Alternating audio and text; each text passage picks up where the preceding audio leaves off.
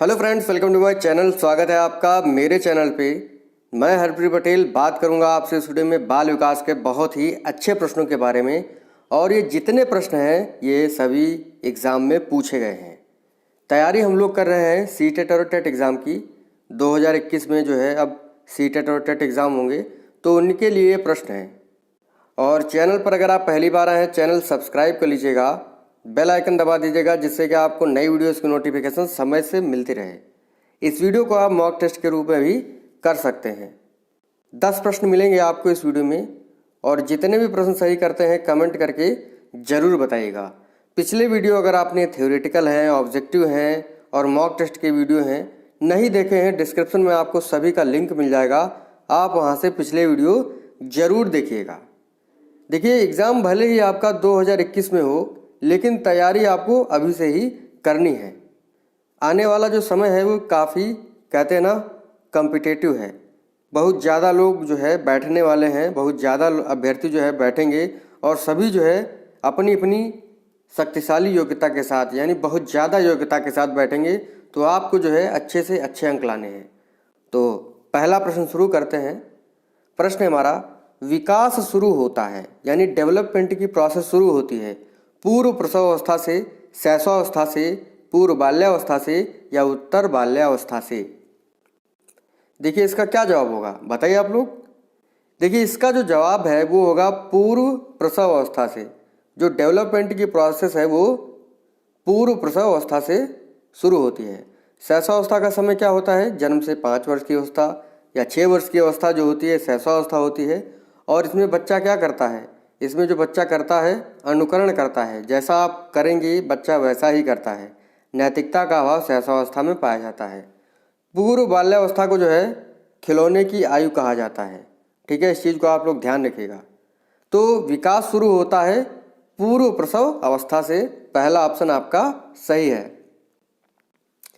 अगला प्रश्न है, पहलवान को आमतौर पर शरीर पुष्ट या कह सकते हैं शरीर को शक्तिशाली करने के लिए किस प्रकार का आहार लेना चाहिए, जिसमें वसा ज़्यादा हो, प्रोटीन ज़्यादा हो, विटामिन ज़्यादा हो या कार्बोहाइड्रेट ज़्यादा हो? तो बताइए इसका क्या जवाब होगा। पहलवानों को आमतौर पर शरीर पुष्ट करने के लिए किस प्रकार का आहार लेना चाहिए? तो इसका ऑप्शन सही है आपका प्रोटीन। ठीक है, मसल्स बिल्डअप जो है वो प्रोटीन से ज़्यादा होती हैं, इसीलिए पहलवान जो है वो प्रोटीन युक्त भोजन लेते हैं।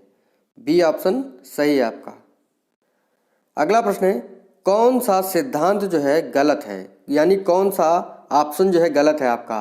विकास में व्यक्तिक भिन्नता होती है, यह एक सतत प्रोसेस है, विकास संयोगों का परिणाम है, यह पूर्व कथनी है। तो कौन सा ऑप्शन जो है आपके अनुसार गलत है? क्या जवाब होगा इसका?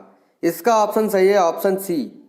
देखिए, विकास में व्यक्तिक भिन्नता होती है। एक व्यक्ति जो होता है, और मान लीजिए 2 व्यक्ति होते हैं, तो दोनों में जो डेवलपमेंट की प्रोसेस होती है वो अलग अलग होती है, इसीलिए विकास में व्यक्तिक भिन्नता पाई जाती है।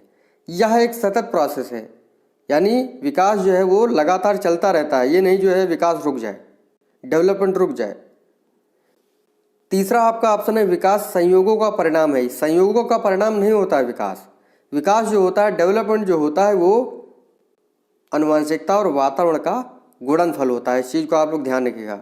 यह पूर्व कथनी है। जब बच्चा जन्म लेता है तो देख करके बताया जाता है कि इसका विकास कैसा होगा। तो आपका ऑप्शन जो है सी गलत है। विकास संयोगों का परिणाम है, ये ऑप्शन आपका गलत है, यानी ये प्रश्न के अनुसार सही होगा आपका। प्रश्न हमारा चौथा, किसने कहा है एक व्यक्ति का दूसरे व्यक्ति से अंतर एक सार्वभौमिक घटना जान पड़ती है? यह कथन किसका है? टायलर का, स्किनर का, वुडवर्थ का, रॉस का? तो क्या जवाब होगा इसका? इसका जवाब है ऑप्शन ए टायलर। एक बार देख लीजिए, एक व्यक्ति का दूसरे व्यक्ति से अंतर एक सार्वभौमिक घटना जान पड़ती है। इसको कैसे याद रखेंगे? ट्रिक से। टायलर आपने देखा होगा, दीवार में जो है टाइल लगवाए जाते हैं, और मान लीजिए एक व्यक्ति ये है, एक व्यक्ति ये है, तो लिखा है एक व्यक्ति का दूसरे व्यक्ति से अंतर एक सार्वभौमिक घटना जान पड़ती है। तो जो दीवार में टाइल लगवा जाते हैं उसमें व्यक्ति जो होते हैं उनकी सोच जो है, सोच में अंतर होता है। ठीक है, इस तरीके से याद रखिएगा। जैसे ही टाइल आता है तो आपको याद रखना है कि 2 व्यक्तियों की सोच में अंतर होगा। देखिए, एक व्यक्ति और दूसरा व्यक्ति, इस तरीके से याद रखिएगा। अगला प्रश्न है सिफेलोकॉडल या सिफेलोकॉर्डल प्रवृत्ति के सिद्धांत के अनुसार शारीरिक विकास होता है सिर से पैर की ओर, पैर से सिर से ओर, या निकट अंगों से दूर अंगों की ओर, दूर अंग से निकट अंग की ओर। तो सिफेलोकॉर्डल जो प्रवृत्ति है उसमें विकास किस प्रकार से होता है ये आपको बताना है। कौन सा ऑप्शन इसका सही होगा? इसका ऑप्शन आपका पहला सही है, सिर से पैर की ओर होती है। ठीक है, सिर से पैर की ओर सिफेलोकॉर्डल के अनुसार होती है। प्रोक्सिमल डिस्टल के अनुसार जो होता है इसमें निकट अंगों से दूर अंगों की ओर होता है विकास। ठीक है, अगला प्रश्न है प्रकृति पोषण विवाद निम्नलिखित में से किससे जुड़ा हुआ है? व्यवहार एवं वातावरण, वातावरण एवं जीव विज्ञान, वातावरण एवं पालन पोषण, वातावरण एवं इन्वायरमेंट यानी अनुवांशिकता एवं इन्वायरमेंट। तो कौन सा ऑप्शन सही होगा प्रकृति पोषण विवाद के संबंध में? तो इसका ऑप्शन आपका डी सही है। आनुवांशिकी जो है यानी आनुवांशिकता जो है वो प्रकृति कहलाती है, पोषण जो होता है वो आपका वातावरण होता है। तो आपका ऑप्शन डी सही होगा इसमें। अगला प्रश्न है एक विज्ञान शिक्षक छात्रों को ठोस, तरल और गैस के उदाहरण देने के लिए कहता है। यह उदाहरण जुड़ा हुआ है ज्ञान उद्देश्य से, समझ उद्देश्य से, प्रयोग उद्देश्य से या कौशल उद्देश्य से। तो कौन सा ऑप्शन आपका सही होगा? एक विज्ञान शिक्षक छात्रों को ठोस, तरल, गैस के उदाहरण देने के लिए कहता है। यह उदाहरण जुड़ा हुआ है किससे? ये जुड़ा हुआ है समझ उद्देश्य से। बी ऑप्शन आपका सही है। अगला प्रश्न है अपने मूल्य की निष्पक्ष प्रशंसा की अभिवृत्ति एक मानसिक के विचार से पाई जाती है। मूल्यांकन, व्यवहार, माप या प्रतिफल। तो कौन सा ऑप्शन जो सही होगा? लिखा है अपने मूल्य की निष्पक्ष प्रशंसा की अभिवृत्ति एक मानसिक के विचार से पाई जाती है, पाई जा सकती है। तो कौन सा ऑप्शन सही है? आपका ऑप्शन सी सही होगा।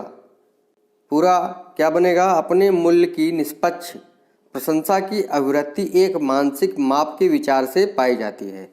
तो सी ऑप्शन आपका सही होगा। अगला प्रश्न है a survey of the education of gifted children. यह पुस्तक किसकी है? हैवी हेस्ट की, रॉस की, रूसो की, वुडवर्थ की। तो क्या होगा इसका जवाब? इसका ऑप्शन आपका सही है पहला, हैवी हेस्ट। अगला है सीखने का मतलब ज्ञान निर्माण करना है। यह कथन किसका है? रॉस का, स्किनर का, नन का, बर्ड का या पियाजे का? सीखने का मतलब ज्ञान निर्माण करना है, यह कथन किसका है? किसका है भाई? ये कथन है पियाजे महोदय का। ये ऑप्शन आपका सही होगा। पियाजे कहाँ के निवासी थे? कहाँ के निवासी थे भैया? स्विट्जरलैंड के निवासी थे। और इन्होंने संज्ञानात्मक विकास की कितनी अवस्थाएं बताई थी? 4 अवस्थाएं बताई थी। कौन कौन सी जानते हैं? पहली थी कौन सी? इंद्रिय जनित गामक अवस्था, जो जन्म से कितने वर्ष की थी? जन्म से 2 वर्ष की थी। दूसरी अवस्था थी पूर्व संक्रियात्मक अवस्था। कौन सी? संक्रियात्मक अवस्था, जो थी आपकी 2 से 7 वर्ष की। इस चीज़ को आप लोग ध्यान रखिएगा। वस्तु स्थायित्व का गुण जो है इंद्रिय जनित गामक अवस्था में पाया जाता है, और इसमें जो बच्चा होता है वो इंद्रियों के माध्यम से सीखता है।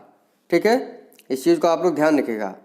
तीसरी अवस्था है आपकी मूर्त संक्रियात्मक अवस्था, जो थी आपकी 7 से 11 वर्ष की अवस्था। एग्जाम में पूछा जाता है, इसी तरीके से आपको याद रखना है। चौथी है आपकी औपचारिक संक्रियात्मक अवस्था, जो 11 से 14 वर्ष की अवस्था कही जाती है। ठीक है, तो ये 4 अवस्थाएं किसने बताई थी? किसने बताई थी? पियाजे महोदय ने। जैविक परिपक्वता को काफ़ी महत्व दिया है किसने? पियाजे महोदय ने। ठीक है, इस चीज़ को आप लोग ध्यान रखिएगा। देखिए स्किनर महोदय कहाँ के निवासी थे? आपके अमेरिका के निवासी थे। कहाँ के निवासी थे? अमेरिका के। अमेरिका के निवासी आपके गिलफोर्ड भी हैं, थॉर्नडाइक भी हैं। इस चीज़ को आप लोग ध्यान रखिएगा। बुद्धि का त्रिआयामी सिद्धांत किसने दिया है? गिलफोर्ड ने दिया है। 3 आयाम कौन कौन से बताए हैं? कौन कौन से बताए हैं? आपको पता है? नहीं पता होगा, मैं आपको बताता हूँ। 3 बताए हैं, संक्रिया, विषय वस्तु और उत्पाद। इस चीज़ को आप लोग ध्यान रखिएगा। बुद्धि का द्विकारक सिद्धांत किसने दिया है? स्पेयरमैन ने। इस चीज़ को ध्यान रखिएगा। बुद्धि का बहुकारक सिद्धांत किसने दिया है? थॉर्नडाइक ने। बहुबुद्धि का सिद्धांत किसने दिया है? हार्वर्ड गार्डनर ने। तरल और ठोस बुद्धि का सिद्धांत किसने दिया है? आर.बी. कैटल ने। ठीक है, तो इन पॉइंट को आप लोग ध्यान रखिएगा। थॉर्नडाइक महोदय ने जो है सीखने के 3 नियम बताए थे प्राथमिक। कौन कौन से? तत्परता का नियम, प्रभाव का नियम और अभ्यास का नियम। और 5 आपके गौण नियम बताए थे, उनको आप लोग खुद से याद करिएगा। ठीक है, मैं नहीं बताऊंगा। जब आप खुद से उनको याद रखेंगे तो ज़्यादा अच्छे से याद होगा। ठीक है, बाकी मैंने काफ़ी बार आपको बताया हुआ है। ठीक है, देखिए इस प्रकार से आज के जो हमारे 10 प्रश्न थे यहीं पर समाप्त होते हैं। अगर आपको वीडियो अच्छा लगा हो लाइक कर दीजिएगा, शेयर कर दीजिएगा। ये ऐसे प्रश्न हैं जो पिछले एग्जाम में आए हुए हैं। थैंक यू फ्रेंड, धन्यवाद।